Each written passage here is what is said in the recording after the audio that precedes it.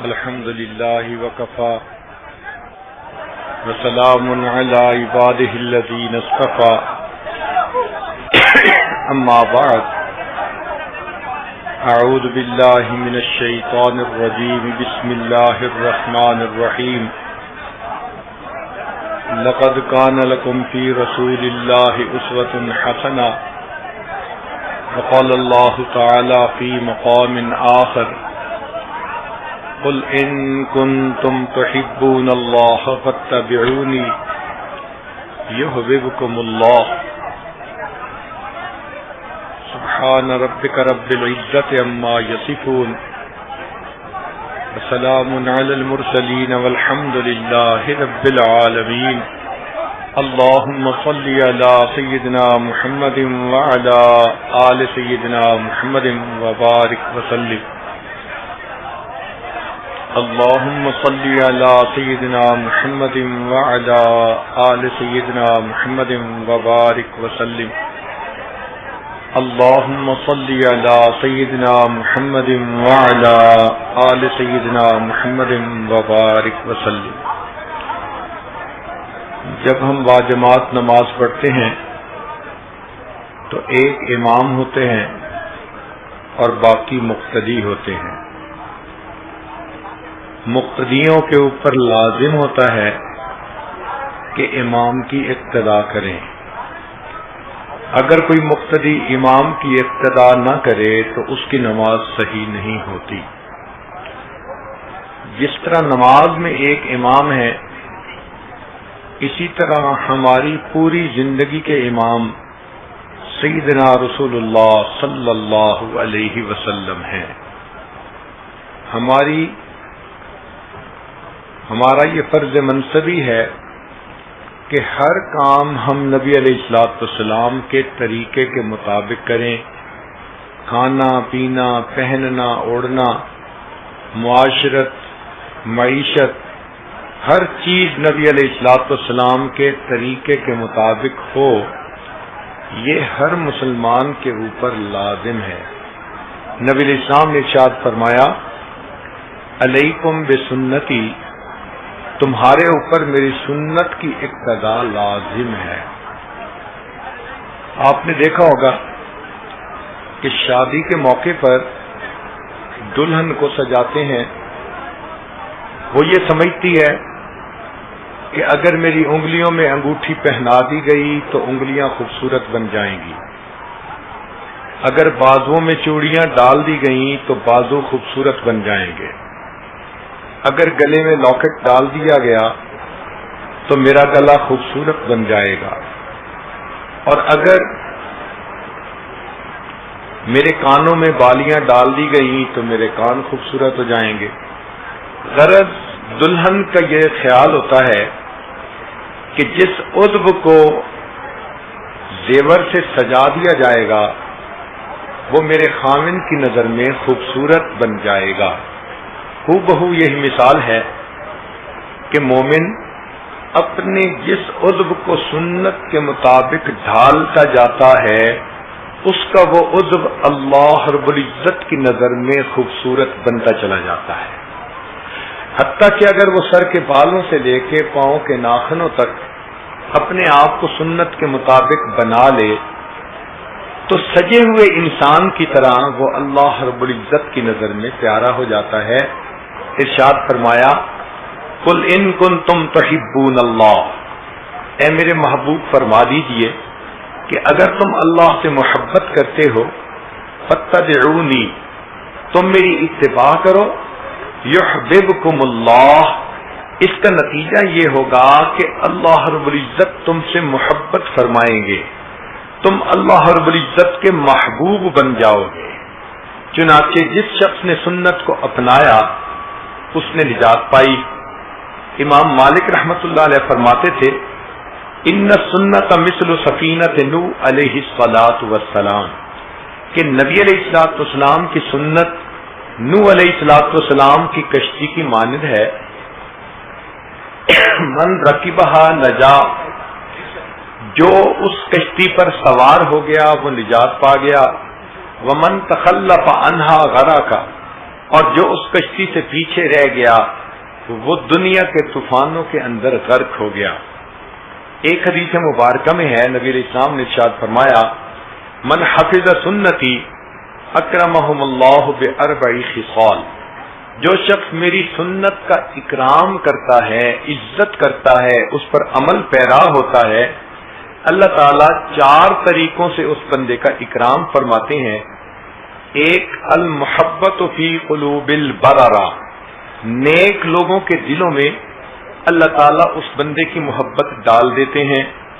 دوسری بات، والہیبۃ فی قلوب الفجرہ، جو فاسق و فاجر ہوتے ہیں ان کے دلوں میں اللہ اس کا رعب بٹھا دیتے ہیں۔ والسعۃ فی الرزق، اللہ رزق اس کا کھلا فرما دیتے ہیں، رزق میں کشائش عطا فرما دیتے ہیں۔ اور چوتھی چیز، والثقۃ فی الدین، اللہ دین میں اس بندے کو مضبوط بنا دیتے ہیں۔ تو نبی علیہ الصلوۃ والسلام کی سنت انسان کے لیے فلاح پانے کا ذریعہ ہے۔ چنانچہ سید الطائفہ شیخ عبد القادر جیلانی رحمۃ اللہ علیہ کا قول ہے، اساس الخیر متابعۃ النبی صلی اللہ علیہ وسلم فی قولہ و فعلہ، کہ خیر کی بنیاد نبی علیہ الصلوۃ والسلام کی اتباع قول میں اور فعل میں ہے۔ شاہ عبد العزیز رحمۃ اللہ علیہ فتح القدیر میں لکھتے ہیں، من تحاول بالسنت عوقب بحرمان الفرائض، جو شخص سنت کا اہتمام نہیں کرتا، اس کو ہلکا سمجھتا ہے، اس کا وبال یہ ہوتا ہے کہ اس بندے کو فرائض سے محروم کر دیا جاتا ہے۔ نبی علیہ السلام نے ارشاد فرمایا، من احب سنتی فقد احبنی، جس نے میری سنت سے محبت کی اس نے مجھ سے محبت کی۔ ومن احبنی کان معی فی الجنہ، اور جس نے مجھ سے محبت کی وہ جنت میں میرے ساتھ ہوگا۔ ایک حدیث پاک میں نبی علیہ السلام نے ارشاد فرمایا، من تمسک بسنتی عند فساد امتی فلہ اجر 100 شہید، کہ جو میری سنت کا اس وقت التزام کرے جبکہ سنت کی طرف سے بے توجہی کی جا رہی ہو، اس کو چھوڑا جا رہا ہو، تو نبی علیہ السلام نے فرمایا کہ اس بندے کو 100 شہیدوں کا ثواب عطا کیا جائے گا۔ ایک سنت مبارکہ کو زندہ کرنے پر 100 شہیدوں کا ثواب۔ نبی علیہ السلام نے ارشاد فرمایا، ترکت فیکم امرین، میں تمہارے درمیان 2 چیزیں چھوڑے جا رہا ہوں، لن تدلوا، تم ہرگز گمراہ نہیں ہوگے، ان تمسکتم بہما، اگر تم ان دونوں کو پکڑے رہو گے، کتاب اللہ و سنت نبی، ایک اللہ رب العزت کی کتاب اور دوسرا اس کے نبی علیہ الصلوۃ والسلام کی سنت کی اتباع کرنا۔ چنانچہ ہمیں چاہیے کہ ہم سنت کی پیروی کریں اور زندگی کو سنت سے مزین کریں، اپنے ظاہر کو نبی علیہ السلام کی سنت سے مزین کریں اور اپنے باطن کو اللہ رب العزت کی معرفت سے منور کریں۔ عام طور پر اگر کوئی ماڈل ہو تو پھر اس کو اپنانا آسان ہوتا ہے۔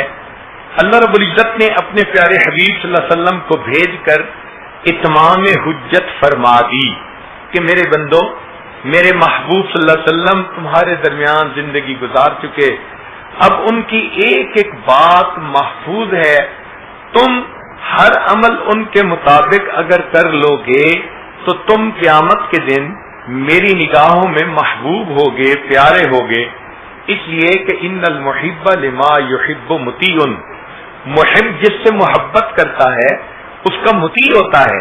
تم اگر میرے محبوب صلی اللہ علیہ وسلم سے محبت کے دعوے دار ہو تو تمہیں چاہیے کہ تم ان کی سنت کی پیروی کرو۔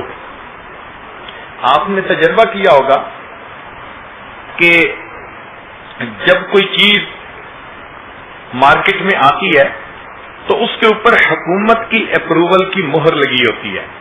کوئی بھی فوڈ آئٹم تو گورنمنٹ اس پر مہر لگا دیتی ہے کہ ہاں یہ تمام قوانین کے مطابق کھانا تیار کیا گیا۔ اب مہر لگے ہوئے اس فوڈ کی کچھ اور قیمت ہوتی ہے، اگر کوئی ایسا فوڈ آ جائے کہ جس پر رجسٹرڈ ہونے کی مہر نہیں لگی ہوئی تو اس کو اول تو دکاندار ہی نہیں رکھتے، اور اگر رکھ بھی دے تو گاہک اس کو نہیں خریدتا۔ بالکل قیامت کے دن یہی ہوگا، اللہ رب العزت کے فرشتے متعین ہوں گے، انسان کا نام اعمال پیش کیا جائے گا، جس عمل پر سنت کی مہر لگی ہوگی اس کو اپروو کر دیا جائے گا، قبول کر لیا جائے گا، اور جس پر سنت کی مہر نہیں ہوگی اس کو رد کر دیا جائے گا۔ کہہ دیا جائے گا کہ آج کے دن میرے محبوب صلی اللہ علیہ وسلم کی سنت ہی کو قبول کیا جائے گا۔ آپ اگر کبھی درزی کے پاس جائیں کہ جی یہ میرا ایک کپڑا ہے، کرتا ہے، مجھے اس کے بالمطابق آپ ایک اور کرتا بنا کے دے دیں، تو آپ جب وصول کرنے جاتے ہیں تو پہلے کرتے کے مطابق بالکل اس کی پیمائش دیکھتے ہیں، لمبائی بھی، چوڑائی بھی، ڈیزائن بھی۔ اگر کوئی بھی چیز اس سے تھوڑا سا مختلف ہو تو آپ درزی کو کہتے ہیں کہ جناب جب میں نے آپ کو ماڈل دیا تھا تو تم نے کیوں اس کے مطابق نہ بنایا؟ قیامت کے دن یہی ہوگا۔ اللہ رب العزت ارشاد فرمائیں گے، میرے بندو میں نے تمہارے درمیان ایک نمونہ بھیج دیا تھا، اپنے حبیب صلی اللہ علیہ وسلم کو بھیجا تھا، تمہیں چاہیے تھا کہ تم ہر کام ان کے طریقے کے مطابق کرتے تو اب تمہارے اعمال قبول کر لیے جاتے۔ چنانچہ یاد رکھیے کہ اللہ رب العزت نے اپنے تک آنے کے تمام راستے بند کر دیے سوائے اس راستے کے جس راستے پر نبی علیہ الصلوۃ والسلام چلے اور اللہ رب العزت تک پہنچے۔ جو بندہ چاہے کہ میں بھی اللہ رب العزت تک پہنچ جاؤں، اللہ سے واصل ہو جاؤں، تو اس کو چاہیے کہ وہ بھی ہر کام میں اللہ کے حبیب صلی اللہ علیہ وسلم کے طریقے کو اپنائے۔ اس سنت کی اللہ کے ہاں اتنی اہمیت ہے کہ موسیٰ علیہ السلام کو حکم ہوا کہ ان جادوگروں کا مقابلہ کیجیے۔ اللہ تعالی کی شان کہ حکم ہوا اذهب الى فرعون انه طغى، آپ جائیے فرعون کے پاس، باغی طاغی بن گیا ہے۔ موسیٰ علیہ السلام جاتے ہیں، وہاں جادوگروں سے مقابلہ ہوا۔ اللہ کی شان کہ جادوگروں نے ایمان قبول کر لیا۔ تو موسیٰ علیہ السلام حیران ہوئے، اے اللہ آپ نے تو بائی نیم مجھے فرمایا تھا کہ جاؤ فرعون کے پاس، وہ باغی طاغی بن گیا، اور اب فرعون کو تو ہدایت نہ ملی، جادوگروں کو ہدایت مل گئی۔ تو فرمایا کہ وجہ یہ تھی کہ اس زمانے میں جب دو پارٹیوں میں مقابلہ ہوتا تو ان کی ایک یونیفارم ہوا کرتی تھی جب بادشاہ نے کوئی مقابلہ دیکھنا ہوتا تھا۔ اب جب موسیٰ علیہ السلام اور جادوگر آمنے سامنے آنے تھے تو وہاں کے جو افسر تھے انہوں نے کوشش کی کہ موسیٰ علیہ السلام جادوگروں والا لباس پہنے، وہ تو اللہ کے نبی علیہ السلام تھے، انہوں نے انکار کر دیا۔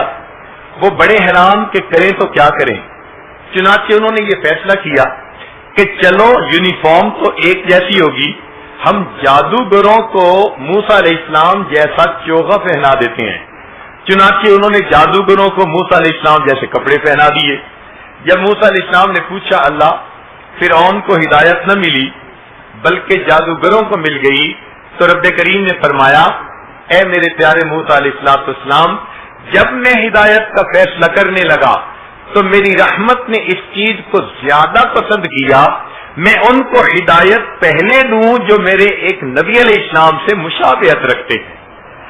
اب سوچئے کہ وہ جادوگر جو اپنے شوق سے بھی نہیں مشابہت اختیار کرتے، مجبور ہو کے، اللہ تعالیٰ کو ان کی بھی مشابہت پسند آتی ہے، تو جو لوگ اپنی محبت سے، چاہت سے، لگن سے، شوق سے نبی علیہ السلام کے اعمال کو اپنائیں گے تو اللہ رب العزت کو کتنا وہ انسان پیارا لگے گا۔ چنانچہ صحابہ رضی اللہ تعالیٰ عنہم کی زندگیوں کو دیکھیے تو ایک سے بڑھ کر آپ کو ایک سنت کا نمونہ نظر آئے گا۔ یہ اتنی سنت کی اتباع تھی کہ باہر سے آنے والے کو پوچھنا پڑتا تھا من منکم محمدہ، تم میں سے محمد صلی اللہ علیہ وسلم کون ہے؟ لباس میں، ظاہر میں، طور طریقے میں، گفتگو میں اتنی مشابہت ہوا کرتی تھی۔ حتیٰ کہ سیدنا صدیق اکبر رضی اللہ عنہ نبی علیہ الصلوۃ والسلام کی معیت میں جب مدینہ طیبہ حاضر ہوئے تو مدینہ طیبہ کے بڑے بوڑھے دانا بینا لوگ وہ استقبال کے لیے آئے، مگر ان دونوں کو سمجھ نہیں لگ رہی تھی کہ ان آنے والے مہمانوں میں آقا کون ہے، غلام کون ہے، ان میں اللہ کے نبی علیہ السلام کون ہے اور ان کے جو ہے اتباع کرنے والے کون ہیں۔ تو وہ دیکھتے رہے اور انہوں نے دونوں کو دیکھ کر بالآخر صدیق اکبر رضی اللہ عنہ کو آگے بڑھ کر سلام کیا۔ صدیق اکبر نے سب کو سلام کرنا شروع کر دیا۔ کیوں؟ اس لیے کہ آقا صلی اللہ علیہ وسلم تھکے ہوئے آ رہے ہیں تو آقا صلی اللہ علیہ وسلم کو مزید تھکاوٹ نہ ہو۔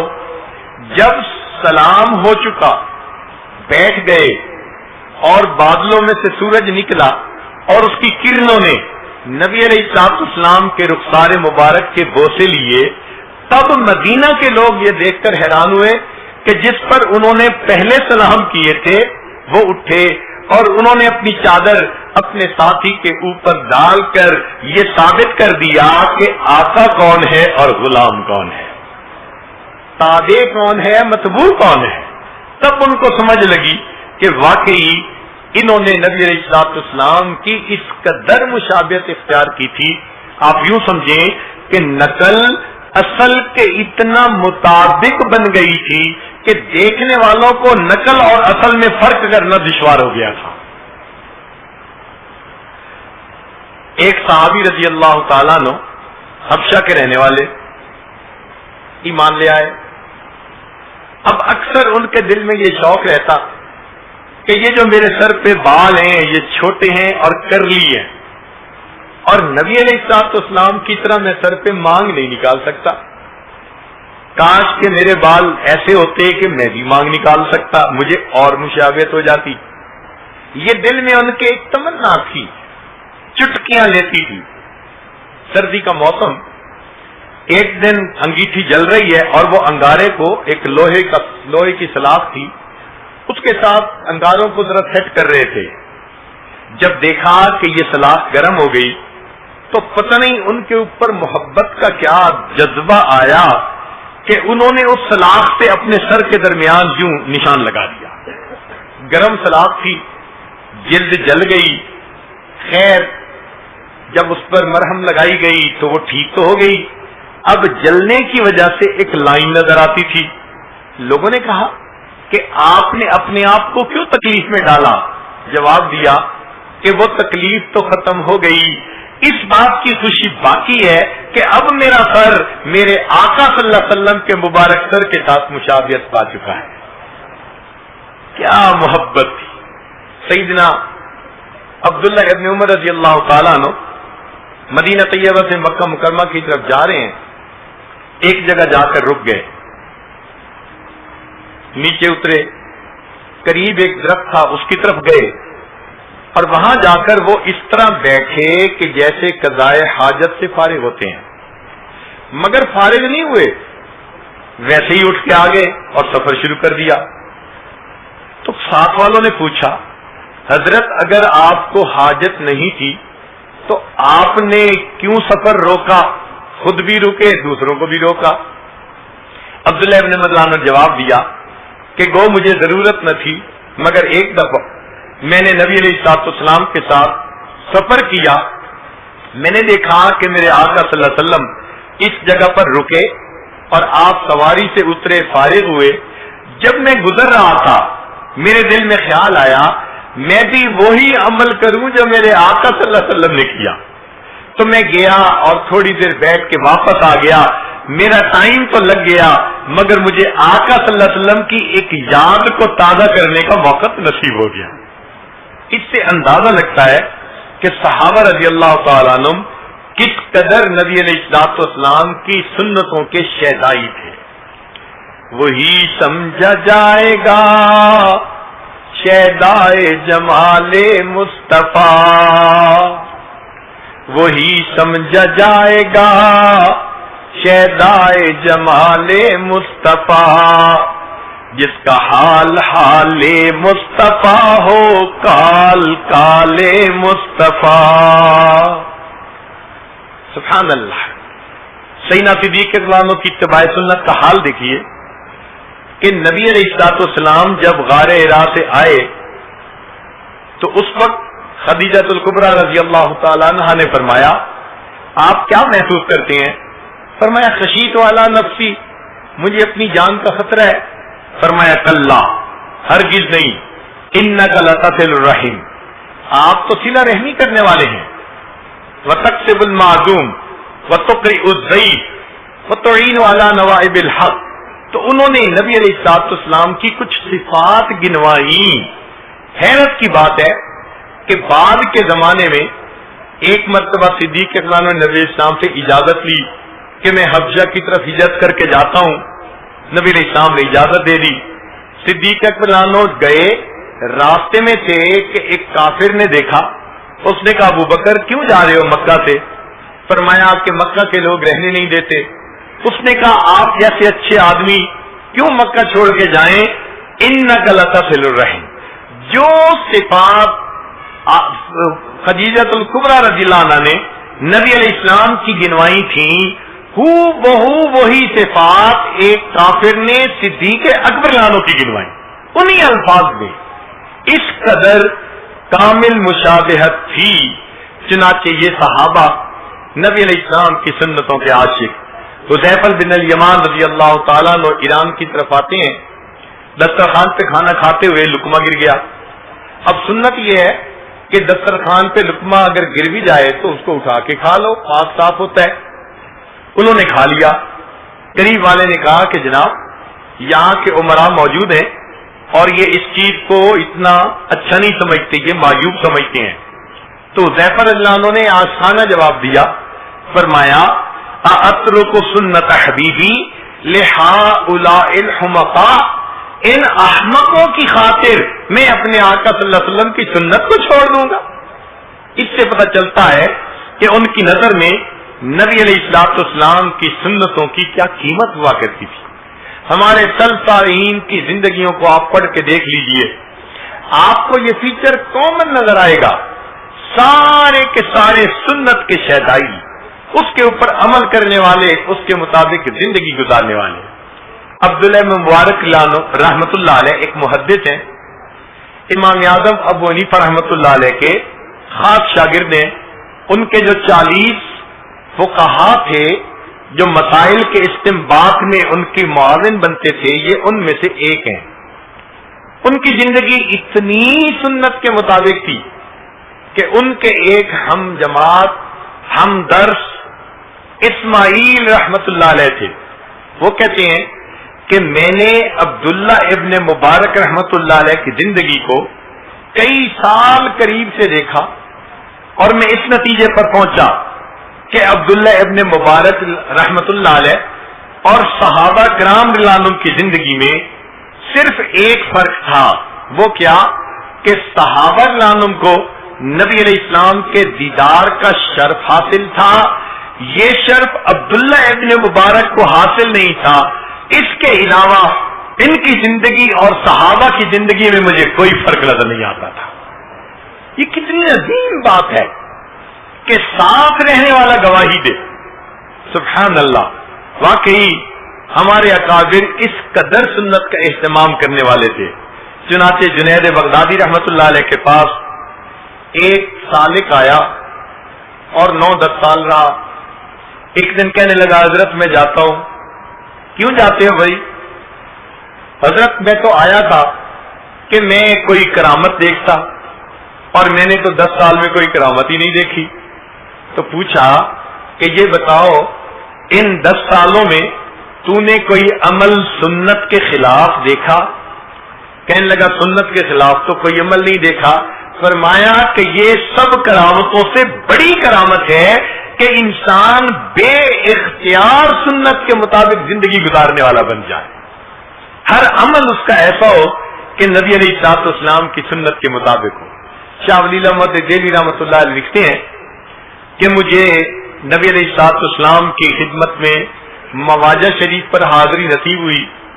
تو فرماتے ہیں جو لوگ متبع سنت ہوتے ہیں اور جن کو حدیث کا شوق ہوتا ہے، تو میں نے دیکھا کہ نبی علیہ السلام کے مبارک قلب سے اس طرح نور کی کرنیں پھوٹتی ہیں جیسے سورج کی شعاعیں ہوتی ہیں اور وہ اس آنے والے بندے کے دل کے اوپر پڑ رہی ہوتی ہے.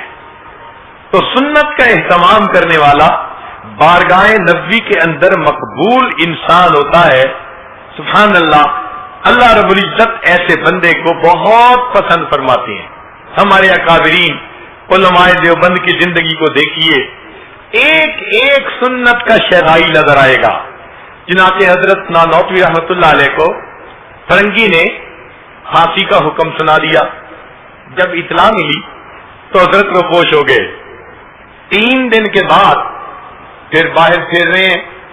کسی نے کہا کہ جناب پھانسی کا حکم, جان کا بچانا فرض ہے, آپ باہر کیوں پھر رہے ہیں؟ تو حضرت نانوتوی رحمۃ اللہ علیہ نے جواب دیا کہ میں نے اپنے آقا صلی اللہ علیہ وسلم کی مبارک زندگی کو دیکھا تو مجھے نبی علیہ السلام پوری زندگی میں 3 دن غار ثور کے اندر روپوش حالت میں ملے. پھر آپ باہر تشریف لائے, میں بھی 3 دن روپوش رہا, اب باہر آ گیا ہوں. اگر کوئی پکڑ کر پھانسی بھی چڑھائے گا تو میں پھانسی کا پھندا چوم کر جھول جایا کروں. کیا محبت تھی ان کو نبی علیہ السلام کی مبارک سنتوں سے. حضرت گنگوہی رحمۃ اللہ علیہ آخری عمر میں موت یا بند آ جانے کی وجہ سے بے نائی نہیں رہی تھی, تو آپ پابندی کے ساتھ سرما لگاتے تھے. کسی نے کہا جناب سرما تو لگاتے ہیں بینائی بڑھانے کے لیے, تیز کرنے کے لیے, اور آپ کی تو بینائی ہے ہی نہیں. تو فرمایا کہ لوگ بینائی تیز کرنے کی نیت سے لگاتے ہوں گے, میں تو اپنے آقا صلی اللہ علیہ وسلم کی سنت کی اتباع کی نیت سے سرما روز لگاتا ہوں. سنت کا اتنا اہتمام ان کی زندگیوں میں تھا. حضرت شیخ خلیل رحمۃ اللہ علیہ عشاء کے بعد وتر بیٹھ کے پڑھتے تھے. اب عام مسئلہ تو یہی کہ کھڑے ہو کر پڑھنے کا ثواب دگنا, بیٹھ کے پڑھنے کا ثواب آدھا. تو کسی طالب علم نے پوچھ لیا, حضرت آپ تو ثواب کے لیے بڑے حریص ہیں, ہر ایسا عمل کرتے ہیں کہ زیادہ سے زیادہ ثواب ملے, مگر نفل بیٹھ کے پڑھتے ہیں. تو فرمانے لگے کہ آدھا ثواب مجھے زیادہ پسند ہے, مگر نبی علیہ السلام وتر کے بعد نفل بیٹھ کر پڑھتے تھے, میں عمل تو وہ کروں گا جو میرے آقا صلی اللہ علیہ وسلم نے کیا ہے.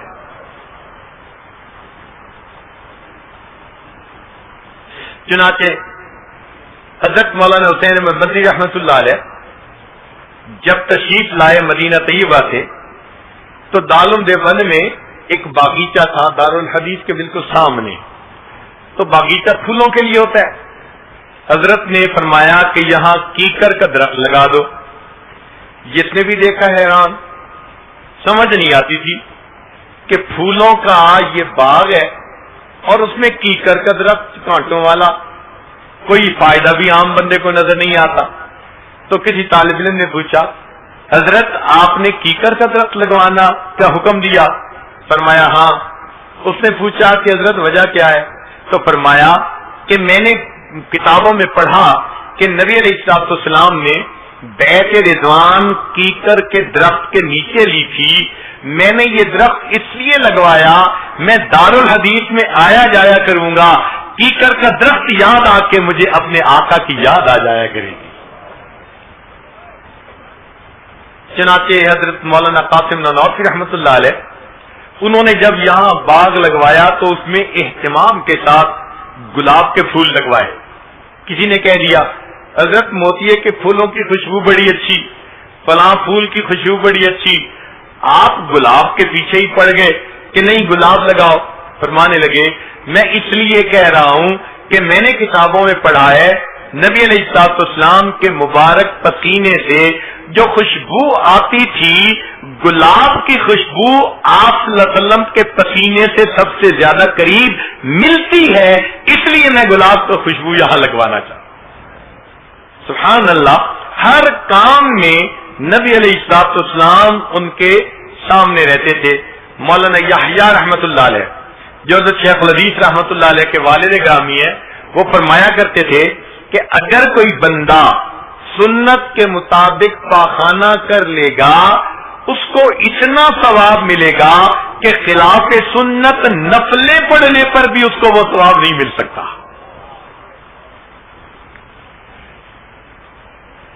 تو ہمارے اکابر علماء دیوبند کو اللہ رب العزت نے سنت کے اہتمام میں ایک امتیازی شان عطا فرمائی تھی، اور بالکل یہی معاملہ تھا ہمارے اسلاف اکابر مشائخ نقش بند میں بھی.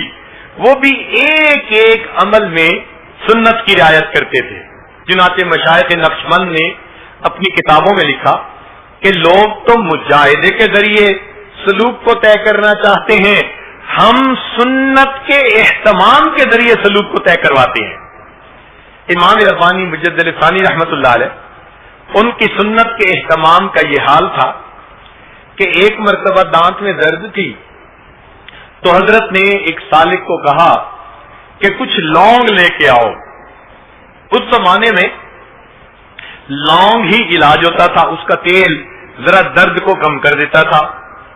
جب وہ لے کے آیا تو آپ نے اپنے ہاتھ پر رکھ کر دیکھا تو وہ لونگ 4 تھے یا 6 تھے، تاک عدد نہیں تھے.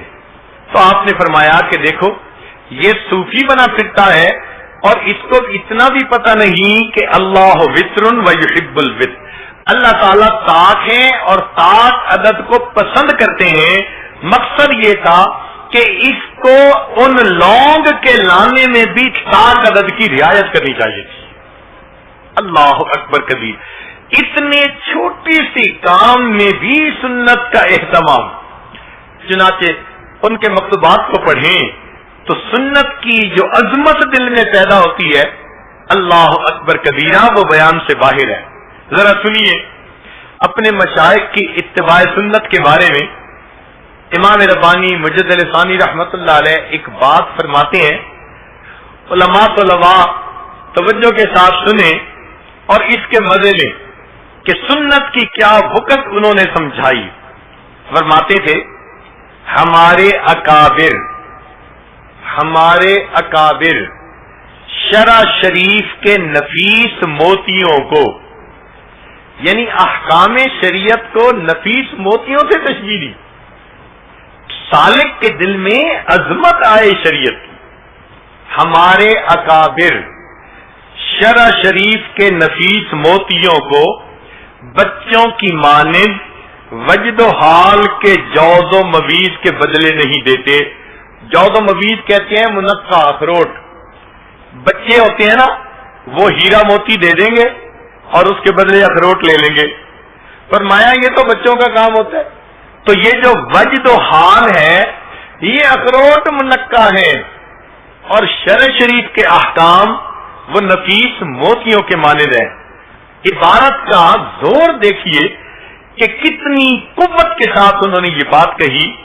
فرماتے ہیں ہمارے اکابر شرع شریف کے نفیس موتیوں کو بچوں کی مانند وجد و حال کے جوز و مویز کے بدلے نہیں دیتے، نفس سے فس کی طرف مائل نہیں ہوتے. نفس سے مراد قرآن و حدیث اور فس سے مراد تصوف کی کتاب فصوص الحکم. نفس سے فس کی طرف مائل نہیں ہوتے، فتوحات مدنیہ سے فتوحات مکیہ کی طرف التفات ہی نہیں کرتے. فتوحات مکیہ یہ ابن عربی رحمت اللہ علیہ کی تصوف کی کتاب ہے، اور فتوحات مدنیہ سے حدیث پاک مراد ہے. تو فرماتے ہیں ہمارے اکابر شرع شریف کے نفیس موتیوں کو بچوں کے مانند وجد و حال کے جوز و مویز کے بدلے نہیں لیتے، نفس فس کی طرف مائل نہیں ہوتے، فتوحات مدنیہ سے فتوحات مکیہ کی طرف التفات نہیں کرتے. ان کا کارخانہ بلند ہے. اللہ اکبر کبیرہ. آپ اندازہ لگائیے کس قدر سنت کا اہتمام انہوں نے سمجھایا کہ ہمیں ایک ایک کام سنت نبوی صلی اللہ علیہ وسلم کے مطابق کرنا چاہیے. چنانچہ مرزا بے دل نے ایک شعر لکھا. وہ شعر ایک ایرانی شیخ تھے، ان کو اچھے لگے. انہوں نے دل میں فیصلہ کیا کہ میں جاؤں گا اور مرزا بے دل سے ملوں گا. جب وہ آئے تو مرزا بے دل ایک حجام کے پاس بیٹھے تھے. اور وہ اپنی ریش کٹوا رہے تھے. جب اس ایرانی شیخ نے دیکھا تو اس نے ایک ٹھنڈی سانس لی, ایک آنکھ کھینچی. جب اس نے دیکھ کے آنکھ کھینچی تو مرزا بے دل نے کہا کہ آپ کیوں کھینچتے ہیں؟ ریش میں خراشم دلے کسینہ میں خراشم. میں اپنی داڑھی کو کاٹ رہا ہوں, کسی کے دل کو تو نہیں نہ ایذا پہنچا رہا. انہوں نے جواب میں کہا بلا دل رسول اللہ صلی اللہ علیہ وسلم میں خراشم, تو عام بندے کا دل نہیں دکھا رہا, تو آقا صلی اللہ علیہ وسلم کے مبارک دل کو دکھا, تو سید القلوب کو دکھا رہا ہے. جب انہوں نے یہ بات کی مرزا بے دل پہ چوٹ لگی. اس نے کہا جزاک اللہ کے چشمم باز کر دی, مرابا جان جا ہمراز کر دی. اتنا اہتمام تھا ہمارے مشائخ میں نبی علیہ الصلوۃ والسلام کی سنتوں کا کہ ایک ایک سنت کے اوپر وہ اپنے آپ کو قربان کر دیا کرتے تھے. چنانچہ ایک بزرگ تھے جن کا معمول یہ تھا کہ 1,00,000 مرتبہ درود شریف پڑھ کر کچھ عرصے بعد نبی علیہ السلام کو تحفہ بھیجا کرتے تھے. پھر 1,00,000 درود شریف پڑھ کر پھر تحفہ بھیجا کرتے تھے. ان کی زندگی کا یہ معمول تھا کہ لاکھوں مرتبہ انہوں نے نبی علیہ الصلوۃ والسلام کی خدمت میں درود و سلام کا تحفہ بھیجا. ان کو ایک مرتبہ خواب میں نبی علیہ السلام کی زیارت نصیب ہوئی. وہ فرماتے ہیں کہ میں نے نبی علیہ الصلوۃ والسلام کو دیکھا, آپ کا سینہ انور گریبان کھلا تھا اور کچھ داغ تھے جیسے زخم کے ہوتے ہیں. تو میں دیکھ کر ذرا حیران ہوا, قریب ہوا. میں نے کہا اے آقا صلی اللہ علیہ وسلم, مجھے آپ کا سینہ چھلنی نظر آتا ہے, زخم کے نشان نظر آتے ہیں, خیریت تو ہے؟ نبی علیہ السلام نے فرمایا ہاں یہ لوگ ہیں جو میری سنت کو چیرتے ہیں, وہ میرے سینے پہ زخم لگاتے ہیں. میں نے کہا اے آقا صلی اللہ علیہ وسلم, یہ کفار ہیں, زندگی بھر جنہوں نے آپ کو تکلیف پہنچائی, اب بھی وہ تکلیف پہنچانے والے کام کرتے ہیں.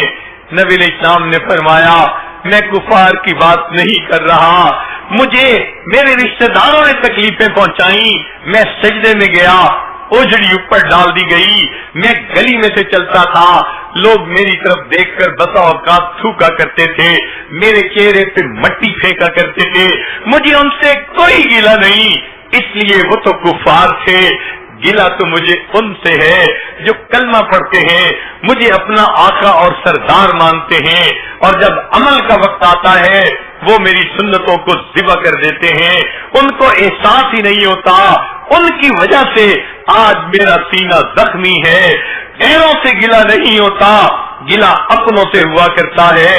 فرمایا مجھے اپنی امت سے گلہ ہے, اس لیے کہ یہ ماننے والے لوگ تھے.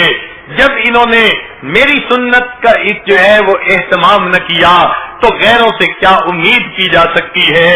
نبی علیہ الصلوۃ والسلام نے جب یہ بات فرمائی, ان بزرگ کی آنکھوں میں آنسو آ گئے. فرمایا تم تو غیروں کی بات کرتے ہو, ہم نے اپنے بھی آزمائے ہیں. تم تو غیروں کی بات کرتے ہو, ہم نے اپنے بھی آزمائے ہیں. لوگ کانٹوں سے بچ نکلتے ہیں, ہم نے پھولوں سے زخم کھائے ہیں. میرے آقا صلی اللہ علیہ وسلم خواب کے اندر غم زدہ حالت میں ہیں کہ مجھے غم ہے اپنی امت کی وجہ سے, جو کلمہ پڑھنے والے صبح اٹھتے ہیں, چہرے سے سنت کو ہٹا کر اس کو گٹر کے اندر ڈال دیتے ہیں. کھانے کی سنت کا اہتمام نہیں, پینے کی سنت کا اہتمام نہیں. گھر کے اندر 10 روپے کا اگر کوئی بلب ٹوٹ جائے تو ماں بچے کے تھپڑ لگا دیتی ہے, وہی بچہ میری سنت کو توڑ دیتا ہے. ماں کے سر پہ یوں نہیں رینگتی, وہ ٹس سے مت نہیں ہوتا, باپ اس کا کوئی نوٹس نہیں لیتا. تو معلوم ہوتا ہے میری سنت ان کی نظر میں 1 روپے کے برابر بھی اہمیت نہیں رکھتی. یہ میرے وہ امتی ہیں جو میری شفاعت کے ہر وقت جو ہے وہ دل کے اندر حسرتیں رکھتے ہیں لیکن میری سنت کا مذاق اڑاتے ہیں. اور پھر اور بھی زیادہ دیکھیے, کچھ تو وہ لوگ ہیں جنہوں نے انگریزی تعلیم پا کر دنیا داری کا راستہ اختیار کر لیا. اللہ کے حبیب صلی اللہ علیہ وسلم کو زیادہ تکلیف تو پھر ان سے پہنچتی ہے جو طالب علم بھی کہلائے, گھروں کو چھوڑ کر مدرسے میں بھی آ گئے. یہ لوگ جو کل میرے وارث بننے کے جو ہے وہ امیدوار ہیں, یہ بھی میری سنتوں کا اتنا اہتمام نہیں کرتے جتنا کرنا چاہیے تھا. مجھے ان سے زیادہ تکلیف پہنچتی ہے. یہ تو کل میرے وارث بننے کی تمنا رکھنے والے, مجھے اس سے زیادہ تکلیف پہنچتی ہے. چنانچہ علماء نے لکھا ہے ہم جتنے بھی اعمال کرتے ہیں قیامت کے دن اللہ کے حبیب صلی اللہ علیہ وسلم اس پر گواہ بنیں گے. قرآن کی آیت سے یہ ثابت ہے. وہ کہتے کہ ہفتہ میں جتنے ہم اعمال کرتے ہیں یہ اعمال جمعرات کے دن نبی علیہ الصلوۃ والسلام کی خدمت میں پیش کیے جاتے ہیں. ذرا غور کیجئے, آقا صلی اللہ علیہ وسلم جب ہم مسلمانوں کے اعمال کو دیکھتے ہوں گے, ہمارے گھروں کی زندگی کو دیکھتے ہوں گے, آقا کو کتنی تکلیف ہوتی ہوگی. یہ میرے وہ امتی ہیں جن کی خاطر میں رات کو سجدے میں پڑھ کر امتی امتی کہہ کے اللہ سے دعائیں مانگا کرتا تھا. میں اتنے لمبے سجدے کرتا تھا, میری عائشہ اٹھ کر میرے پاؤں کو ہلا کے دیکھتی تھی کہ میرے آقا صلی اللہ علیہ وسلم کی روح تو پرواز نہیں کر گئی. میں اللہ سے ایک ہی دعا مانگتا تھا, یا رب امتی, اے اللہ امت کا جو ہے وہ حساب آسان کر دینا. میرے اپنی بیٹیوں کے لیے نہ رویا, کبھی میں اپنی زینب کہہ کے نہ رویا, رقیہ کہہ کے نہ رویا, ام کلثوم کہہ کے نہ رویا, میں فاطمہ کہہ کے نہ رویا. اگر میں کبھی رویا اپنی امت کے لیے, یا رب امتی امتی, امت کے لیے رویا. لوگوں, دنیا میں اگر کوئی اپنی اولاد کے لیے روتا ہے 1 سال یا 2 سال ماں بھی اپنے جوان بچے کو بھول جاتی ہے, مگر میں تو اپنی امت کے لیے 23 سال روتا رہا. کوئی ماں باپ 23 سال نہیں روتے. میں تہجد میں اتنا کھڑا ہوتا تھا حتیٰ یتورمت قدماہ, قدمین مبارک متورم ہو جاتے تھے, اور اللہ سے دامن پھیلا کے ایک ہی دعا مانگتا تھا, اللہ میری امت کی بخشش کر دینا. میری امت نے میرے آنسوؤں کی قدر رکھی, وہ تو خود اپنے ہاتھوں سے میری سنتوں کو مٹانے والے بن گئے اور میری سنتوں کو توڑنے والے بن گئے. ذرا ان کے گھروں کو دیکھو, آج میری سنتوں کی مذبح گاہیں بن چکی ہیں. جب شادی کا موقع ہوتا ہے ہر ایک کو منا لیتے ہیں, رشتہ دار ہو جا کر منا لاتے ہیں, قریب بھی جو ہے ہمسایہ ہو اس کو بھی منا لیا جاتا ہے, گھر کا ڈرائیور ناراض ہو اس کو بھی منا لیا جاتا ہے, گھر میں کام کرنے والی خادمہ ناراض ہو اس کو بھی پیغام بھیج دیتے ہیں, اور جی شادی کا موقع ہے سب کو بلا لینا چاہیے, کوئی بات نہیں ہم سوری کر دیتے ہیں. سب ناراض لوگوں کو منا کے گھر بلا لیا جاتا ہے. جب شادی کا وقت آتا ہے میری سنت کو گھر سے نکال دیا جاتا ہے. کیا ان کی نظر میں میری سنت کی کوئی اہمیت نہیں؟ کیوں یہ مجھے نہیں منانا چاہتے؟ کیوں یہ مجھے خوش نہیں کرنا چاہتے؟ تو واقعی اللہ کے حبیب صلی اللہ علیہ وسلم نے اگر قیامت کے دن ہم سے پوچھ لیا میرے امتی تو نے میری سنت کی کیا قدر کی, ہم کیا جواب دیں گے؟ احادیث میں آتا ہے نبی علیہ الصلوۃ والسلام حوض کوثر کے ہم پر ہوں گے, اس وقت کچھ امتی آئیں گے لیکن ان کو اس طرح دور بھگا دیا جائے گا جیسے اونٹ کو ہنکا دیا جاتا ہے. کہہ دیا جائے گا اے اللہ کے حبیب صلی اللہ علیہ وسلم یہ آپ کے امتی تو تھے لیکن سنتوں کو توڑ کے خوش ہوتے تھے, غیروں کے رسم و رواج پہ عمل کرنے والے, غیروں کے طریقوں کو اپنانے والے. سوہکن چلے جاؤ یہاں سے, دفعہ دور ہو جاؤ یہاں سے. اللہ کے حبیب صلی اللہ علیہ وسلم اس وقت ایک آنکھ ادھر نہیں دیکھیں گے کہ تم نے تو میری سنت کا اہتمام نہ کیا. اگر قیامت کے دن ہم نبی علیہ السلام کی بارگاہ میں حاضر ہوئے, اے اللہ کے حبیب صلی اللہ علیہ وسلم ہماری شفاعت کر دیجئے, اور نبی علیہ السلام نے جواب میں اتنا پوچھ لیا کہ بتاؤ تم نے زندگی میں میری سنتوں کو کتنا اپنایا تھا, تو اس وقت ہم کیا جواب دیں گے؟ اللہ کے حبیب صلی اللہ علیہ وسلم نے فرما دیا تم ایسے وقت میں پیدا ہوئے جب لوگ اپنی چیزوں کا تعارف کروا رہے تھے، جب ایڈورٹائزمنٹ کا زمانہ تھا، ہر بندہ اپنے پروڈکٹ کو پوری دنیا کے اندر ایڈورٹائز کرنے کے چکر میں لگا ہوا تھا۔ لوگ تو اپنے پیتل اور تانبے کو بھی سونا بنا کے پیش کر رہے تھے۔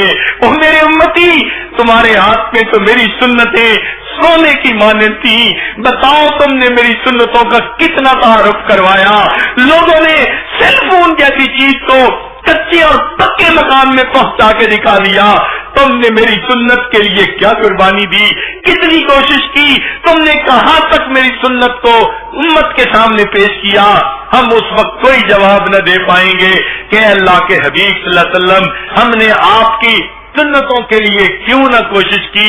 نبی علیہ السلام عرفات کے میدان میں روئے، امت کے لیے مینا کے اندر روئے، امت کے لیے مزدلفہ کے اندر روئے، امت کے لیے غلاف کعبہ کو پکڑ کے روئے، امت کے لیے نبی علیہ السلام اپنے گھر میں تہجد کے لیے مصلی پہ روئے، امت کے لیے جس محبوب صلی اللہ علیہ وسلم نے امت کے لیے اتنے آنسو بہائے۔ ہم اپنی زندگیوں کو دیکھیں کہ ہم آج ان کی سنتوں کا اہتمام نہیں کرتے جیسے کرنا چاہیے تھا۔ کسی نے کیا اچھی بات کہی، کسی غم گسار کی محنتوں کا عجیب میں نے سلا دیا، جسے میرے غم نے بھلا دیا اسے میں نے جی سے بھلا دیا۔ میں تیرے مزار کی جالیوں کی ہی مدحتوں میں لگا رہا، تیرے دشمنوں نے تیرے چمن میں خزاں کا جال بچھا دیا۔ تیرے روز بدر کے باب کے میں ورق پلٹ کے گزر گیا، مجھے تیرے دعوے عشق نے نہ صنم دیا نہ خدا دیا۔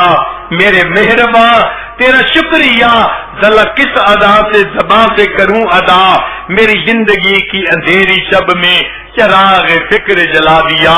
وہ آقا صلی اللہ علیہ وسلم جنہوں نے ہمیں زندگی گزارنے کا طریقہ سمجھایا، اللہ سے واصل ہونے کا طریقہ سمجھایا، آج اس محسن انسانیت کی سنتوں کا ہم اہتمام نہیں کرتے۔ ہم اپنے گھروں میں دیکھیں عورتوں بچوں کو آج اگر کھانے کا طریقہ پسند ہے تو غیروں کا، لباس پسند ہے تو غیروں کا، گھر کی سجاوٹ دیکھیں تو غیروں جیسی، ہر چیز غیروں کی اگر پسند ہے تو قیامت کے دن حوض کوثر پہ نبی علیہ السلام کے سامنے پیش ہو کر ہم پھر کیا کہہ سکیں گے؟ اے اللہ کے نبی صلی اللہ علیہ وسلم ہماری شفاعت فرمائیے۔ ایک 8 سال کا بچہ، اس نے جب یہ خواب سنا کہ ایک بزرگ 1,00,000 مرتبہ درود پڑھ کر بھیجا کرتے تھے، انہوں نے خواب میں نبی علیہ السلام کے سینے انور کو چھلنی دیکھا تو اس بچے کے دل میں اتنا درد ہوا، گھر آ کے کہتا ہے امی آج کے بعد میں کھانا کھاؤں گا سنت کے مطابق، میں کپڑے پہنوں گا سنت کے مطابق۔ اگر 7 سال کا بچہ سنت کا اتنا اہتمام کرتا ہے، قیامت کے دن کہا جائے گا او علماء کے گروہ، او حفاظ اور قراء، ذرا بتاؤ تو صحیح 7 سال کے بچے جیسی غیرت بھی تمہارے دل میں بیدار نہ ہوئی اور تم نے دل میں نیت نہ کی کہ ہم نبی علیہ السلام کے سینے کو راحت پہنچائیں گے، ہم زخم پہ زخم نہیں لگائیں گے۔ سوچئے تو صحیح پھر قیامت کے دن ہم اپنے آقا صلی اللہ علیہ وسلم کو کیا جواب دیں گے؟ افسوس کی بات ہے جن سے وفا کرنی تھی آج ہم ان سے جفا کر رہے ہیں، جن سے جفا کرنی تھی آج ان کے طریقوں کو اپناتے پھر رہے ہیں۔ پھر قیامت کے دن ہمارا کیا معاملہ ہوگا؟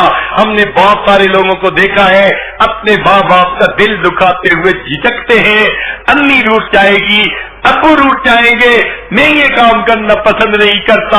وہی بندہ جو ماں اور باپ کے دل دکھنے کا اتنا خیال کرتا ہے، جب سنت کا وقت آتا ہے بے درے سنت کو توڑ دیتا ہے، احساس تک نہیں ہوتا۔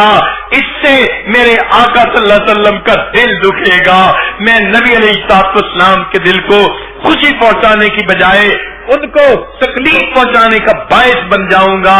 چنانچہ آج وقت ایسا آ گیا کہ ہم نبی علیہ السلام کی سنتوں کا اہتمام کرنے کا عہد کریں کہ آقا صلی اللہ علیہ وسلم آپ کی ایک ایک سنت پر ہم عمل کریں گے اور نبی علیہ السلام کی سنتوں سے اپنے آپ کو مزین کریں گے۔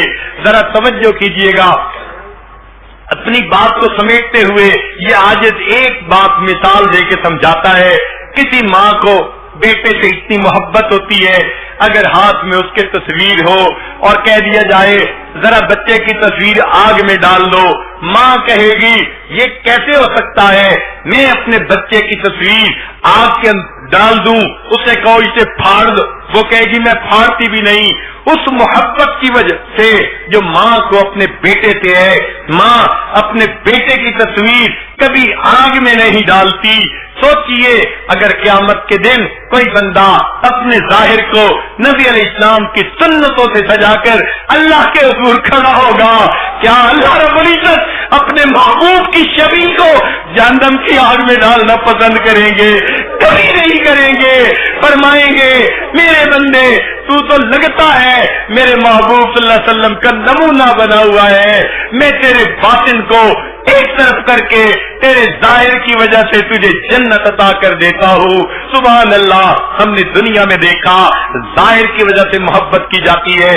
چنانچہ ایک بزرگ فرماتے ہیں میں لڑکپن میں مدرسے جایا کرتا تھا، ایک گلی میں ایک عورت رہتی تھی، وہ جب بھی مجھے دیکھتی اپنے گھر بلا لیتی، بٹھا لیتی، کھانا کھلاتی، چیزیں دیتی، پیسے دیتی، بوسے لیتی اور آپ جو ہے سینے سے لگاتی اور کہتی بچے پھر کبھی آ جانا. میں کبھی کبھی چلا جاتا تھا، ہر مرتبہ وہ میرے ساتھ محبت کا ایسا اظہار کرتی تھی. ایک دفعہ میں نے پوچھ لیا اماں آپ مجھ سے اتنی محبت کا اظہار کیوں کرتی ہیں؟ تو اس نے جواب یہ دیا کہ میرے بیٹے اصل بات یہ ہے میرا ایک بیٹا تیرا بالکل ہم عمر تھا اور اس کی شکل تیری شکل بالکل آپس میں ملتی ہے. بچے تم جب میرے سامنے آتے ہو مجھے اپنا بیٹا یاد آ جاتا ہے. اگر ماں اپنے بیٹے کی مشابہت دیکھ کر اپنے بیٹے کو یاد کرتی ہے تو اگر کوئی بندہ نبی علیہ السلام کی سنت کی اقتدا کرنے والا ہوگا اللہ تعالیٰ کو دیکھ کے اپنے محبوب یاد آتے ہوں گے. ہمارے اکابر کی تو کیفیت یہی تھی، یہاں تک جذب کر لوں کاش تیرے حسن کامل کو تجھی کو سب پکار اٹھے، گزر جاؤں جدھر سے میں، اے آقا صلی اللہ علیہ وسلم میں سنت کا ایسا نمونہ بن جاؤں، میں جدھر سے گزر جاؤں لوگوں کو میرے آقا صلی اللہ علیہ وسلم یاد آ جائیں. کاش ہمارے دلوں میں وہ محبت آ جائے سنت کی، وہ عظمت آ جائے سنت کی. پھر دیکھیے اللہ رب العزت کے حبیب صلی اللہ علیہ وسلم کو قیامت کے دن ہمیں دیکھ کر کتنی راحت ہوگی. چنانچہ نبی علیہ السلام کی امت سے محبت کا یہ عالم تھا. آپ صلی اللہ علیہ وسلم کے پاس ملک الموت آئے. اے اللہ کے حبیب صلی اللہ علیہ وسلم اللہ نے آپ کو یاد فرمایا ہے. نبی علیہ السلام نے فرمایا ملک الموت پہلے مجھے اللہ تعالیٰ سے یہ پوچھ کے بتاؤ میرے بعد میری امت کا کیا حال ہوگا. ملک الموت نے پوچھا، رب کریم نے جواب دیا میرے حبیب صلی اللہ علیہ وسلم ہم آپ کے بعد آپ کی امت کو اکیلا نہیں چھوڑیں گے، بے آسرا نہیں چھوڑیں گے. جس محبوب صلی اللہ علیہ وسلم کو امت کے ساتھ اتنی محبت کی کہ آخری لمحے میں بھی امت کی فکر لگی ہوئی ہے، آج وہی امت اگر سنت کو توڑنے والی بن جائے تو سوچئے آقا صلی اللہ علیہ وسلم کے لیے کس قدر یہ غم کی بات ہے. ہمیں چاہیے آج ہم دل میں یہ عہد کر لیں، ہم بیٹھ کر اپنے زندگی کا جائزہ لیں گے، ایک ایک عمل کو سنت کے مطابق بنائیں گے، حتیٰ کہ گود سے لے کے گول میں جانے تک کی جتنی سنتیں ہیں ہم سب کو اپنائیں گے تاکہ نبی علیہ السلام کی سنتوں کا نمونہ بن جائیں، تاکہ نبی علیہ السلام کی سنتوں کا ایسا نمونہ بن جائیں کہ قیامت کے دن اللہ رب العزت ہمارے اس ظاہر کو ہی قبول فرما لے. ہم نے دنیا میں دیکھا ہے بعض طلباء ایک نمبر سے ممتاز آ جاتے ہیں، بعض طلباء ایک نمبر سے فیل ہو جاتے ہیں، راسب بن جاتے ہیں. ذرا سوچئے تو صحیح اگر ایک نمبر اتنی اہمیت رکھتا ہے تو ہم اگر ایک سنت کو اپنائیں گے ہو سکتا ہے یہی سنت ہمارے لیے اللہ رب العزت کی نگاہوں میں ممتاز ہونے کا ذریعہ بن جائے. اللہ کو یہ بات پیاری لگے اور اللہ ہمارے لیے سنت بری زندگی گزارنی آسان فرما دے. اللہ تعالیٰ کے لیے یہ بات کوئی مشکل نہیں. ہاں ہم تو ظاہر کو سجا سکتے ہیں, باطن کا معاملہ تو اللہ کے ذمہ ہے. مگر اتنی بات ضرور ہے قیامت کا دن ہوگا اگر ہم اپنی سنت شباہت کو لے کے اللہ کے حضور پہنچ گئے اور رب کریم نے پوچھا علماء طلباء تم دنیا سے کیا لے کر آئے, تو اتنا تو کہہ سکیں گے تیرے محبوب کی یا رب شباہت لے کے آیا ہوں, حقیقت اس کو تو کر دے. میں صورت لے کے آیا ہوں, اے میرے مولا صورت تو بنائے پھرتے ہیں, اس میں حقیقت کو بھر دینا یہ تو آپ کا کام ہے. آپ رحمت کی ایک نظر ڈال دیجئے, ہمارے من کی کیفیتوں کو بھی سنت کے مطابق بنا دیجئے تاکہ ظاہر و باطن سنت کے نور سے منور ہو جائیں. اللہ تعالیٰ آج کی اس محفل میں ہمیں سنتوں بری زندگی گزارنے کی توفیق عطا فرمائے, حتیٰ کہ جب موت کا وقت آئے, ملک الموت آئے, دلوں کو ٹٹولے عشق نبی سے بھرا ہوا پائے, دماغوں کو ٹٹولے علم نبی سے بھرا ہوا پائے, ہمارے اعضاء کو ٹٹولے سنت نبوی سے مزین نظر آئے, اور وہ بھی اس کی گواہی دے دے کہ یہ بندہ مجھے اپنے آقا کا غلام نظر آتا ہے. سوچئے کتنی کامیاب زندگی ہوگی. رب کریم ہمیں ایک ایک سنت پر محبت کے ساتھ عمل کرنے کی توفیق عطا فرمائے اور اس سنت کے نور کو پوری دنیا کے اندر اللہ پھیلانے اور پہنچانے کی توفیق عطا فرمائے. وآخر دعوانا ان الحمد للہ رب العالمین.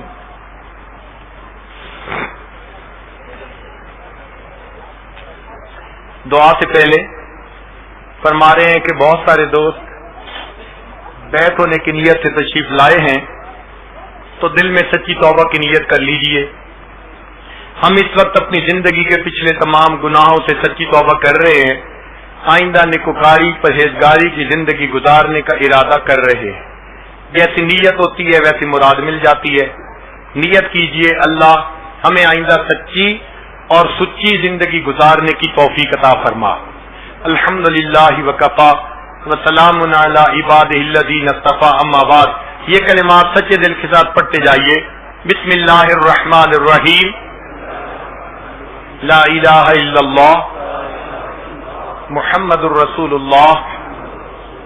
آمنت باللہ وملائکتہ وکتبہ ورسلہ والیوم الآخر والقدر خیرہ وشرہ من اللہ تعالی والبعث بعد الموت. آمنت باللہ کما ہوا باسمائہ وصفاتہ وقبلت جمیع احکامہ اقرار باللسان وتصدیق بالقلب. اشہد ان لا الہ الا اللہ واشہد ان محمدا عبدہ ورسولہ. استغفر اللہ ربی من کل ذنب واتوب الیہ برحمتک یا ارحم الراحمین.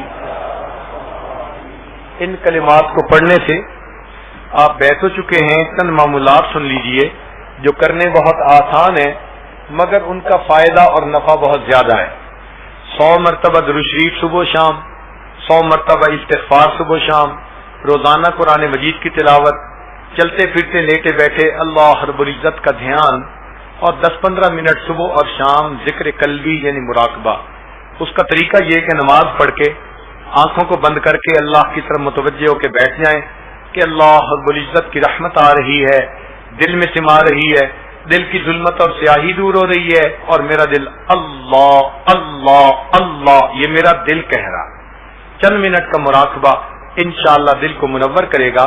ابھی دعا سے پہلے آپ حضرات چند منٹ اسی مراقبے کی مشق فرما لیجئے، آنکھوں کو بند کر لیجئے، سر کو جھکا لیجئے، جیسے ظاہر میں یہ بارش برس رہی ہے، تصور کیجئے کہ اللہ کی رحمت کی بارش برس رہی ہے اور آج وہ ہمارے دلوں کو دھونا چاہتی ہے۔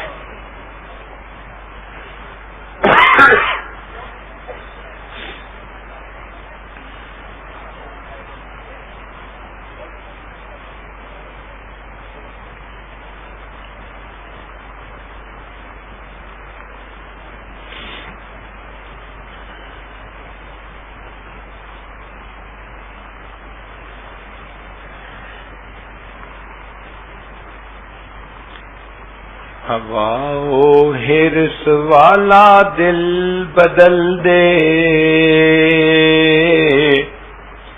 میرا غفلت میں ڈوبا دل بدل دے۔ ہوا و حرص والا دل بدل دے، میرا غفلت میں ڈوبا دل بدل دے، بدل دے دل کی دنیا دل بدل دے، خدایا فضل فرما دل بدل دے۔ گنہگاری میں کب تک عمر کاٹوں، بدل دے میرا رستہ دل بدل دے۔ سنوں میں نام تیرا دھڑکنوں میں، مزہ آ جائے مولا دل بدل دے۔ ہٹا لوں آنکھ اپنی ماں سوا سے، جیوں میں تیری خاطر دل بدل دے۔ جو ہو دیدار تیرا روز محشر، تو دیکھے مسکرا کر دل بدل دے۔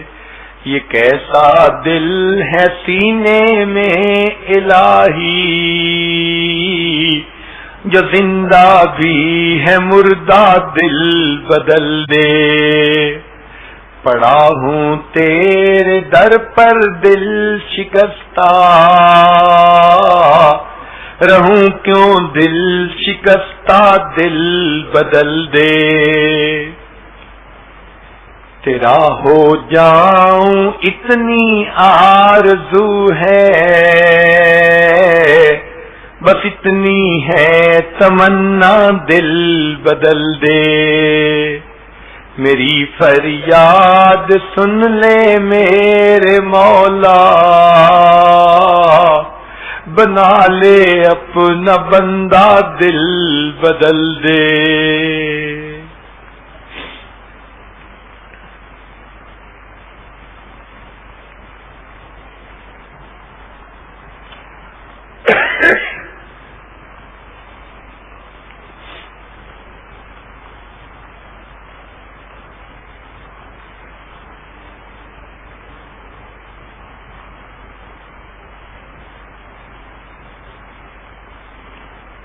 لا الہ الا اللہ محمد الرسول اللہ۔ دعا کیجئے سبحان ربی العلی الوہاب، اللہم صلی علی سیدنا محمد وعلی آل سیدنا محمد وبارک وسلم۔ اے مالک، ہم آپ کے عاجز مسکین بندے ہیں، ہمارے گناہوں کو معاف فرما، خطاؤں سے درگزر فرما، عیبوں کی پردہ پوشی فرما۔ اللہ ہماری نگاہوں کو پاک فرما، دلوں کو صاف فرما، سینوں کو اپنی محبت سے لبریز فرما، اپنے عشق کی آتش ہمارے سینوں میں پیدا فرما، ہمارے انگ انگ سے اپنے ذکر کو جاری فرما، روئیں روئیں سے اپنے ذکر کو جاری فرما، ہڈی ہڈی بوٹی بوٹی میں اپنی محبت پیدا فرما۔ اللہ ہم نے پیارے حبیب صلی اللہ علیہ وسلم کی سچی محبت نصیب فرما، ان کے اہل بیت کی سچی محبت نصیب فرما، ان کے صحابہ کی سچی محبت نصیب فرما۔ اللہ اپنے پیارے اولیاء کی سچی محبت نصیب فرما، دنیا اور آخرت میں ان کے قدموں میں جگہ نصیب فرما۔ ہماری جسمانی بیماریوں کو دور فرما، روحانی بیماریوں کو دور فرما، اللہ ہمیں ذلت سے محفوظ فرما، قلت سے محفوظ فرما، قلت سے محفوظ فرما، اپنی رحمتوں کی ٹھنڈی چھاؤں نصیب فرما۔ اللہ زندگی میں کبھی بھی بے سہارا نہ فرما، کبھی بھی بے آسرا نہ فرما، کبھی بھی اپنے در سے دور نہ فرما۔ اللہ جس طرح آپ نے ظاہر میں بارش کی رحمت عطا فرمائی، اللہ نور کی رحمت کی بارش بھی عطا فرما دیجیے، ہمارے دلوں کو بھی دھو دیجیے۔ اللہ یہ آپ کے بندے اس بارش میں ظاہر میں بھیگتے رہے، پھر بھی بیٹھے رہے، آپ کے حبیب صلی اللہ علیہ وسلم سے محبت کی دلیل ہے۔ اے اللہ اس عمل کو قبول فرما لیجیے، آج اٹھنے سے پہلے دلوں کو دھو دیجیے۔ اللہ میں سنت کا شیدائی بنا دیجیے، سنت کا دیوانہ بنا دیجیے، سنت کا عاشق بنا دیجیے۔ اللہ سنتوں بھری زندگی گزارنا آسان فرما دیجیے۔ اللہ ہماری ان دعاؤں کو اپنی رحمت سے قبول فرما، رزق حلال عطا فرما، صدق مقال عطا فرما، پریشانیوں کو دور فرما۔ اللہ اٹکے کاموں کا ہونا آسان فرما، الجھے کاموں کو اپنی رحمت سے سلجھا۔ اللہ ہمارے آنے والے وقت کو گزرے وقت سے بہتر فرما۔ اے اللہ اولاد کے غموں سے محفوظ فرما، اولاد کے دکھوں سے محفوظ فرما، اولاد کی پریشانیوں سے محفوظ فرما، اولادوں کو نیکوکار بنا، فرما بردار بنا، ماں باپ کی آنکھوں کی ٹھنڈک بنا۔ جن گھروں میں جوان بچے بچیاں موجود ہیں اللہ ان بچوں کے مستقبل کو روشن فرما، ماں باپ کے لیے فرض ادا کرنے آسان فرما۔ اے کریم آقا امت مسلمہ کو عزت رفتہ نصیب فرما، ہمارے تینوں حرم کی حفاظت فرما۔ کریم آقا دور قریب سے جو احباب علماء طلباء تشریف لائے ہیں سب کا چل کے آنا قبول فرما، اور اس کے بدلے سب کے دلوں کو اپنی محبت سے لبریز فرما۔ اے میرے مولا ہم نیک بننا چاہتے ہیں مگر نفس اور شیطان ہمارے دشمن ہیں۔ اے اللہ ہم ایک قدم آگے بڑھاتے ہیں، کئی قدم پیچھے ہٹ جاتے ہیں۔ اللہ رات کو توبہ کرتے ہیں، دن میں توڑ بیٹھتے ہیں، دن میں توبہ کرتے ہیں، رات کو توڑ بیٹھتے ہیں۔ ہماری باطن کی حالت کو آپ اچھی طرح جانتے ہیں۔ اے اللہ اب دل کا غم کس کے سامنے جا کر کہیں، آپ تینوں کے بھید جاننے والے ہیں۔ اللہ مدد فرما دیجئے، اللہ مدد فرما دیجئے۔ جو ڈوب رہا ہوتا ہے وہ پکارتا ہے مجھے بچا لو، مجھے بچا لو۔ اللہ ہم گناہوں میں ڈوبتے جا رہے ہیں، اللہ بچا لیجئے، اللہ بچا لیجئے۔ اے کریم بچا لیجئے، اے حنان بچا لیجئے، اے منان بچا لیجئے۔ رب کریم رحمتوں کا معاملہ فرما۔ اے اللہ ہم نے دنیا میں دیکھا ہے اگر کوئی قافلہ لٹ جائے لوگوں کو اس پہ بڑا ترس آتا ہے، ہمارا حال اس لٹے ہوئے قافلے کی مانند ہے۔ اللہ ہم نے جو نیک اعمال کیے شیطان نے حسد کی وجہ سے ختم کروا دیے، اے اللہ مختلف اور گناہوں کی وجہ سے ختم کروا دیے، اس نے ہمارے نیک عملوں کو بھی لوٹ لیا۔ اللہ ہم لٹے ہوئے قافلے کی مانند ہیں، رحم فرما لیجیے، اللہ رحم فرما دیجیے، اللہ رحم فرما دیجیے۔ اللہ ہمیں اپنے مقبول بندوں میں شامل فرما لیجیے، اللہ اپنی رحمت کی چادر میں جگہ عطا فرما دیجیے۔ اے کریم مہربانی کا معاملہ فرما۔ رب کریم ماں اپنے بچے کو نجاست میں لطرا دیکھتی ہے، وہ بچے سے نفرت نہیں کرتی، اسے پھینک نہیں دیتی، سمجھتی ہے یہ تو نادان ہے، بیٹا تو میرا ہی ہے۔ اللہ وہ بچے کو دھو لیتی ہے، سینے سے لگا لیتی ہے۔ اے کریم آقا ہم بھی تو گناہوں کی نجاست میں لچڑے ہوئے ہیں، اللہ ہم نادان ہیں، آپ ہم سے ناراض نہ ہوئیے، ہمیں اپنی نگاہوں سے گرا نہ دیجیے، اللہ ہمیں نفس اور شیطان کے حوالے نہ کیجیے۔ اے کریم ایک رحمت کی نظر ڈال کے ہمیں دھو دیجیے، رحمت کی چادر میں جگہ عطا فرما دیجیے۔ اے کریم مہربانی کا معاملہ فرما۔ رب کریم آپ ہی نے فرمایا اچھے بروں کے ساتھ اچھائی کا معاملہ کریں۔ اے اللہ ہم برے ہیں، آپ اچھے ہیں، ہمارے ساتھ اچھائی کا معاملہ فرما دیجئے۔ رب کریم رحمتوں کا معاملہ فرمائیے۔ اے اللہ آج تک زندگی میں ہم نے جو سنتوں کا مذاق اڑایا آج ہم اس سے سچی توبہ کرتے ہیں۔ میرے مولا ہم قیامت کے دن آپ کے محبوب صلی اللہ علیہ وسلم کے دیدار سے محروم نہیں ہونا چاہتے۔ میرے مولا رحمت کر دیجئے، اللہ میں سنت کی اتباع عطا کر دیجئے، سنت کی غلامی عطا فرما دیجئے۔ رب کریم سنت کی محبت عطا فرما دیجئے، ہماری ان دعاؤں کو اللہ اپنی رحمت سے قبول فرمائیے۔ اے کریم آقا آپ رحمت کی ایک نظر فرما دیجئے، ہماری ان دعاؤں کو قبول فرمائیے۔ اللہ آپ کے پہ ہمارا حال یوسف علیہ السلام کے بھائیوں والا ہے جو غلہ پورا مانگتے تھے مگر قیمت پوری نہیں دے سکتے تھے، کہنے لگے جئنا ببضاعۃ مزجاۃ فاوف لنا الکیل وتصدق علینا۔ یوسف علیہ السلام قیمت تو پوری نہیں لائے، آپ صدقہ کر دیجئے۔ ان اللہ یجزی المتصدقین، اللہ ہم بھی نیکیوں کی قیمت پوری نہیں لائے، اللہ آپ صدقہ کر دیجئے، اللہ صدقہ کر دیجئے، اللہ صدقہ کر دیجئے، اللہ دامن بھر دیجئے، ہم فقیروں کی جھولیاں بھر دیجئے، نیک مرادوں کو پورا کر دیجئے۔ اللہ یوسف علیہ السلام کریم تھے، انہوں نے بھائیوں کو معاف کر دیا تھا، کہہ دیا تھا لا تثریب علیکم اليوم، آج تم پر کوئی بوجھ نہیں، میں نے تمہیں معاف کر دیا۔ اللہ آپ کے پیارے نبی علیہ السلام بھی کریم تھے، انہوں نے فتح مکہ کے دن قریش مکہ کو یہی الفاظ کہہ دیے تھے لا تثریب علیکم اليوم، اے اللہ آپ سب کریموں سے بڑے کریم ہیں، اے اللہ ہمیں بھی آپ کی شان کریمی پہ ناز ہے، اللہ آپ کو بھی اپنے شان کریمی پہ ناز ہے، اللہ آج شان کریمی کا اظہار فرما دیجئے، آپ بھی یہی کہہ دیجئے لا تثریب علیکم اليوم اذهبوا انتم الطلقاء، چلے جاؤ تم سب کے سب آزاد ہو، بخشے بخشائے ہو، اے اللہ معاف کر دیجئے، آزاد کر دیجئے، ایک نئی زندگی عطا فرمائیے، اللہ ہمارے گناہوں کو معاف کر دیجئے، اے کریم مہربانی فرما دیجئے، ہماری ان دعاؤں کو اللہ اپنی رحمت سے قبول فرما لیجئے، اے رب کریم قیامت اے اللہ کے حبیب، اے اللہ آپ کے پیارے حبیب صلی اللہ علیہ وسلم کے سامنے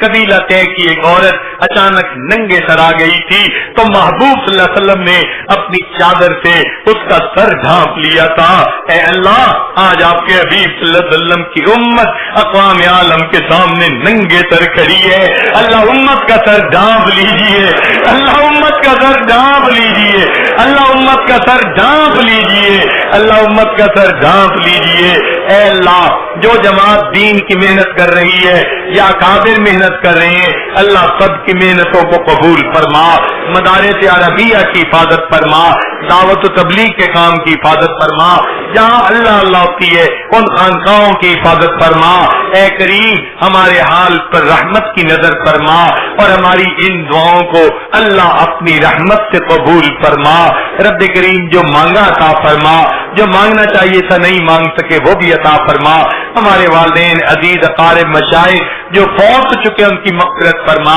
جن کی آپ نے مغفرت کر دی قرب کے اعلیٰ درجات عطا فرما، اللہ ہم قیامت کے ہم دنیا میں ایسے وقت میں پیدا ہوئے ہیں آپ کے پیارے حبیب صلی اللہ علیہ وسلم پردہ فرما چکے، اب قرآن پاک پڑھتے ہیں ایک آیت ہمیں اے اللہ تڑپا کے رکھ دیتی ہے، آپ نے فرمایا میں کچھ لوگوں کو قیامت کے دن اندھا کھڑا کروں گا، اے اللہ ڈر لگ جاتا ہے اگر آپ نے اندھا کھڑا کر دیا وہاں بھی آپ کے حبیب صلی اللہ علیہ وسلم کا دیدار نہ کر سکیں گے، اللہ دوہری محرومی سے بچا دینا، دوہری محرومی سے بچا دینا، بڑے دل کی تمنا ہے اس چہرے کو دیکھیں جسے آپ نے والضحیٰ فرمایا، ان زلفوں کو دیکھیں جنہیں آپ نے واللیل فرمایا، اللہ اگر دنیا میں نہیں دیکھ سکے تو قیامت کے دن تو دیدار کروا دینا، ان کے ہاتھوں حوض کوثر کا جام عطا فرما دینا، ان کے جھنڈے کے نیچے جگہ عطا کر دینا، ان کے قدموں میں جگہ عطا فرمانا، اللہ جنت میں ان کا جوار عطا فرما دینا، اللہ ہماری ان دعاؤں کو اپنی رحمت سے قبول فرما، اے اللہ جتنے بھی پروگرام ہوئے جہاں بھی ہوئے خدمت والے جتنے بھی لوگ تھے جنہوں نے جو بھی کوششیں کی ان پروگراموں کے لیے انعقاد کے لیے، اللہ سب کی محنتوں کو قبول فرما، اللہ ہم نے اپنے بڑوں سے سنا ہے عبادت سے جنت ملتی ہے، خدمت سے خدا ملتا ہے۔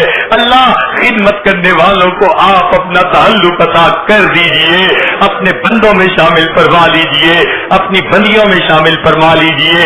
اللہ علماء کی حفاظت فرمائیے جو دین کا کام کر رہے ہیں، اللہ ان کے وقت میں، عمر میں، رزق میں برکتیں عطا فرما دیجئے، اور آئندہ اللہ اپنے پیارے حبیب صلی اللہ علیہ وسلم کی کامل اتباع والی زندگی عطا فرما دیجئے۔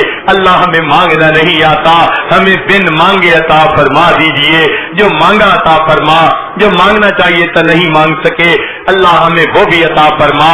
اے کریم آقا، ہم تو دو بندوں کے سامنے کی رسوائی برداشت نہیں کر سکتے، قیامت کے دن اللہ ساری مخلوق کے سامنے کی ذلت و رسوائی کیسے برداشت کر سکیں گے؟